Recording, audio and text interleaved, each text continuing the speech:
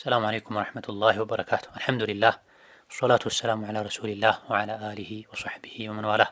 أما بعد ይህ የዕለተ ረቡዕ ዙልሒጃ 6 1445 ልዩ የሐጅ መልእክት ነው።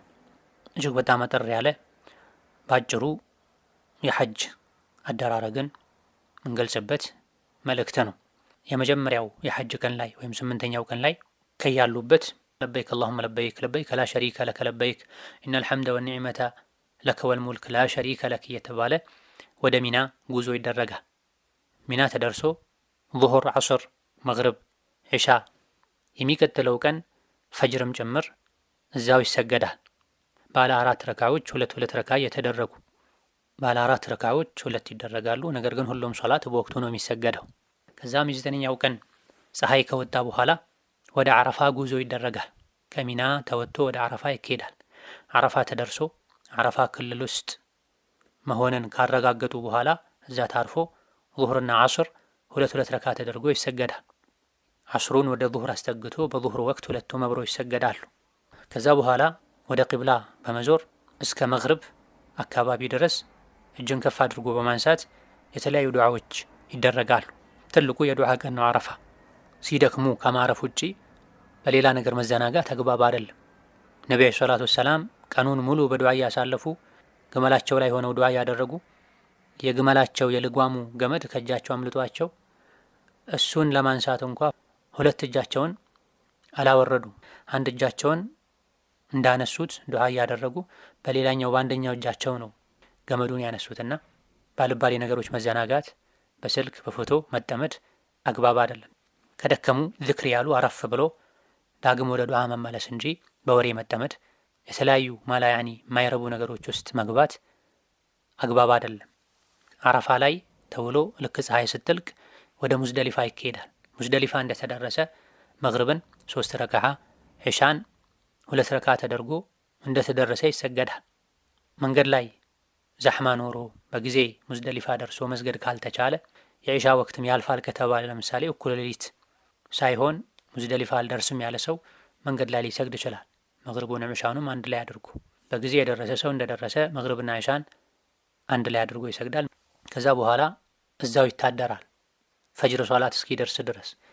ፈጅር ሰዓቱ እንደደረሰ እዛው ተሰግዶ እስኪነጋጋ ድረስ ዱዓ ዚክር የተደረገ እዛው ይቆያል።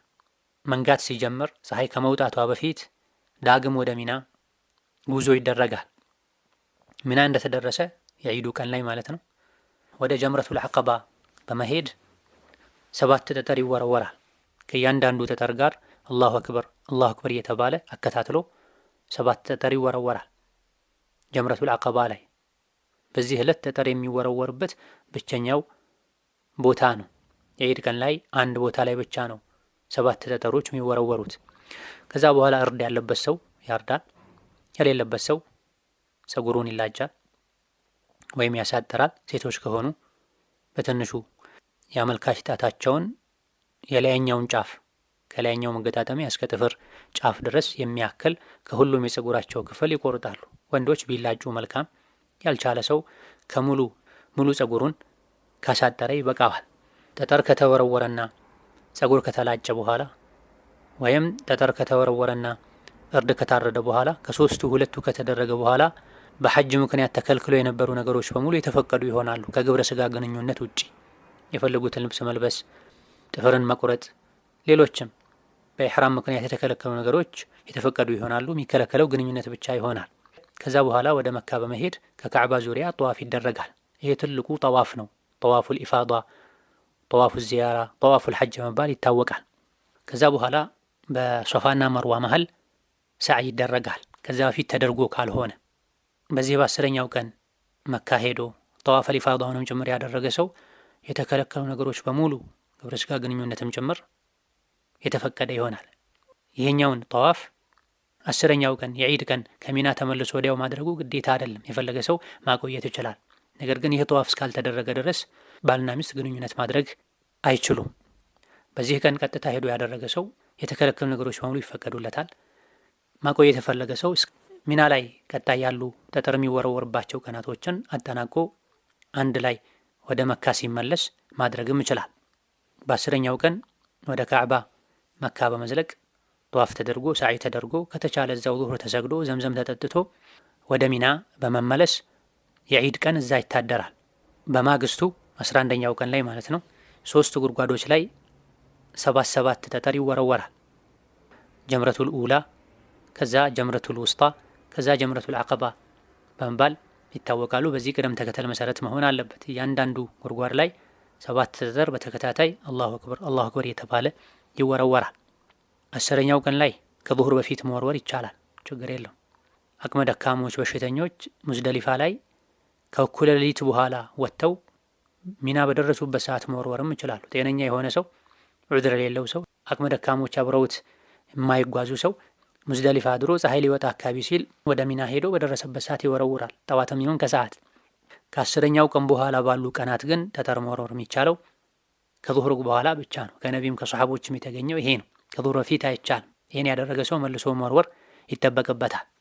ነፍሰ ጡሮች፣ አቅመ ደካሞች ራሳቸውን መወርወር ካልቻሉ ሰው ወክለው ይወረውርላቸዋል። 11ኛው ቀንም እዛው ሚና ይታደራል። በማግስቱ 12ኛው ቀንም 11ኛው ቀን ላይ እንደተወረወረው 3ቱም ጉድጓዶች ላይ 7 ጠጠር ይወረወራል። በዚህ ቀን 12ኛው ቀን ላይ ፀሐይ ከመጥለቋ በፊት ከሚና መውጣት የፈለገ ሰው የቸኮለ ሰው መውጣት ይችላል።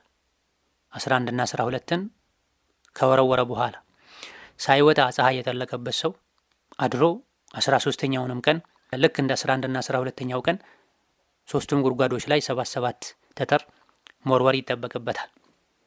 ከዛ በኋላ ሚናን ለቆ ሙሉ በሙሉ መውጣትና ቀጥታ ወደ ሀገሩ የሚመለስ ከሆነ የመሰናበቻ ጧፍ አድርጎ ማይመለስ ከሆነ መካ አካባቢ የሚቆዩበት ቦታ ላይ ቆይቶ ወደ ሀገሩ ሲሄድ የመሰናበቻ ጧፍ አድርጎ ከመካ ይወጣል። በዚህም የሐጅ ስራ ይጠናቀቃል። እነዚህ ዋና ዋናዎቹ ናቸው። የተለያዩ ዝርዝር ነጥቦች አሉ። እነዚህን ከሰፊ የሐጅና ዑምራ አፈጻጸም ማብራሪያዎች